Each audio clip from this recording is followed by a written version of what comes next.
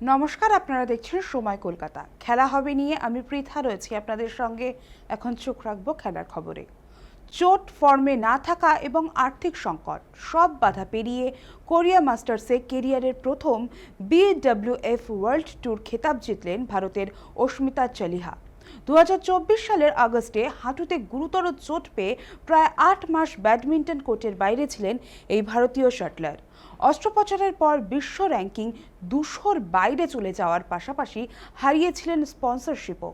কঠিন সময়ে বেঙ্গালুরু ছেড়ে গুয়াহাটিতে ফিরে ন্যাশনাল সেন্টার অফ এক্সেলেন্সে যোগ দেন অস্মিতা।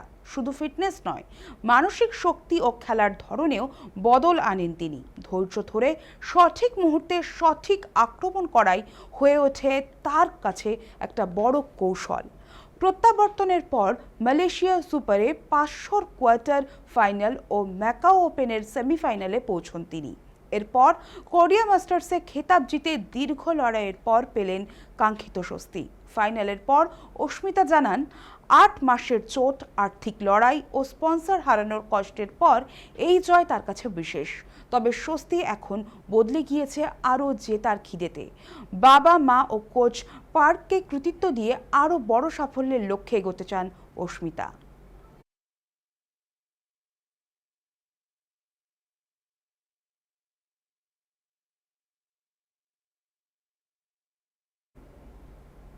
গ্লাসগো কমনওয়েলথ গেমসে 13টি সোনা, 17টি রূপো ও 9টি ব্রোঞ্জ সহ মোট 39টি পদক জিতেছে ভারত। নয়াদিল্লিতে পদকজয়ী অ্যাথলিটদের সঙ্গে দেখা করে তাদের পরিশ্রম ও সাফল্যের প্রশংসা করেন প্রধানমন্ত্রী নরেন্দ্র মোদী।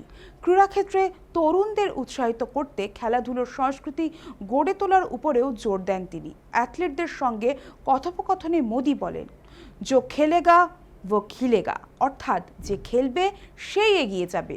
মীরাবাই চানু, হর্ষ সিং, সাক্ষী চৌধুরী, জেসমিন লম্বোরিয়ার মতো পদকজয়ীরা ছিলেন সেই সাক্ষাতে। এরপর হ্যালো ফ্রেন্ডস ধাঁচে প্রধানমন্ত্রীর সঙ্গে একটি রিলও বানান সাক্ষী চৌধুরী।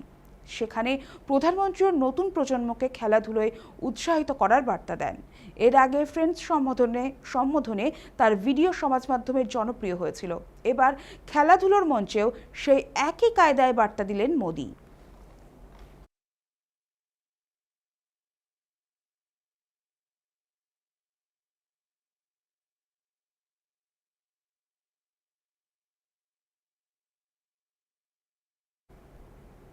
আগামী 22 থেকে 31 অক্টোবর আজারবাইজানে বসছে ফিফা অনূর্ধ্ব-15 বিশ্বকাপ ও ফেস্টিভ্যাল। এই টুর্নামেন্টে যোগ্যতা অর্জন পর্ব নেই। ইচ্ছুক 211টি সদস্য দেশের জন্যই দরজা খোলা। ফলে সরাসরি বিশ্বমঞ্চে ফুটবল খেলার সুযোগ পাচ্ছে ভারতের অনূর্ধ্ব-15 দল। তবে প্রচলিত 11 জনের বদলে 7 বা 9 জনের দল নিয়ে ছোট মাঠে হবে ম্যাচ। মূল লক্ষ্য প্রতিযোগিতার পাশাপাশি তরুণ ফুটবলারদের টেকনিক্যাল দক্ষতা বাড়ানো।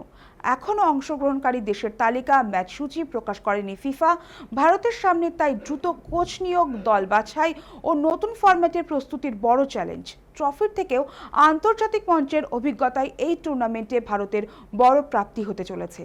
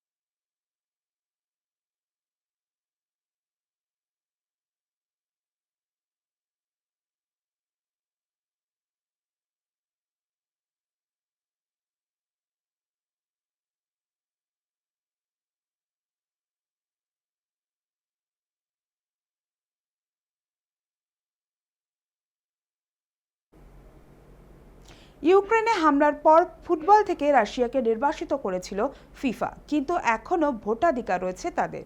ফলে ফিফা সভাপতি নির্বাচনে রাশিয়ার সমর্থন পেতে পারেন বর্তমান সভাপতি জিয়ান্নি ইনফ্যান্তিনো। ফিফার সদস্যপদ বাতিল না হওয়ায় কংগ্রেস অংশ নেওয়া এবং সভাপতি নির্বাচনে ভোট দেওয়ার অধিকার রয়েছে রাশিয়ার পাশাপাশি তাদের প্রতিবেশী কয়েকটি দেশকেও পাশে পাওয়ার সম্ভাবনা রয়েছে বলে মনে করা হচ্ছে। এখনও ইনফ্যান্তিনোর বিরুদ্ধে সভাপতি পদে কোনো প্রতিদ্বন্দ্বী প্রার্থী দাঁড় করানো হয়নি, তবে পরিস্থিতি বদলাতে পারে যে কোনো সময়। ফলে নিজের অবস্থান আরও শক্ত করতে রাশিয়ার সমর্থনকে গুরুত্ব দিচ্ছেন ইনফ্যান্তিনো বলেই জল্পনা। রাশিয়ার সঙ্গে ইনফ্যান্তিনোর সম্পর্ক বরাবরই মসৃণ। 2019 সালে তাকে অর্ডার অফ ফ্রেন্ডশিপ সম্মান দিয়েছিল ভ্লাদিমির পুতিন। তখন রাশিয়ার সঙ্গে সম্পর্ককে আরও গভীর করার বার্তাও দিয়েছিল ফিফা সভাপতি। নির্বাচনের পরও রাশিয়ার ভোটাধিকার অটুট থাকায় ফিফা সভাপতি নির্বাচনে সেই ভোটই এখন ইনফ্যান্তিনোর কাছে গুরুত্বপূর্ণ হয়ে উঠতে পারে।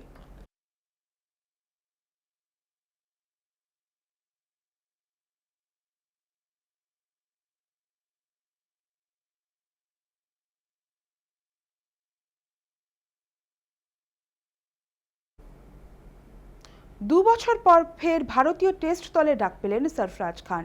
শ্রীলঙ্কার বিরুদ্ধে টেস্ট সিরিজের আগে চোটের কারণে ছিটকে গিয়েছেন সাই সুদর্শন, তার পরিবর্তে হিসেবেই দলে জায়গা করে নিয়েছেন সরফরাজ। সুযোগ পাওয়ার পর মুখে কিছু না বললেও সমাজ মাধ্যমে ভারতীয় দলের জার্সি পরা দুটি ছবি পোস্ট করেন মুম্বাইয়ের ব্যাটার। একটি ছবিতে তার সঙ্গে দেখা যায় বাবা নওশাদকেও, এবং তাদের মুখে ছিল সেই সময় স্বস্তি ও আনন্দের হাসি। আগামী 15ই আগস্ট গলে শুরু হবে ভারত শ্রীলঙ্কা প্রথম টেস্ট। তার আগে কলম্বোয় দলের সঙ্গে যোগ দেবেন সরফরাজ। প্রথম শ্রেণীর ক্রিকেটে 62 ম্যাচে 64.73 গড় থাকার সত্ত্বেও জাতীয় দলে নিয়মিত সুযোগ পাননি তিনি। 2024-25 মরশুমের বর্ডার গাওস্কর ট্রফির পর থেকে টেস্ট দলে থাকলেও প্রথম একাদশে জায়গা হয়নি তার। পারফর্ম করেও সুযোগ না পাওয়ার হতাশায় আগেই লড়াই চালিয়ে যাওয়ার বার্তা দিয়েছিলেন সরফরাজ। এবার ফের দলে ঢুকে প্রথম একাদশে জায়গা করে নিতে পারবেন কিনা তিনি, নজর এখন সেদিকেই।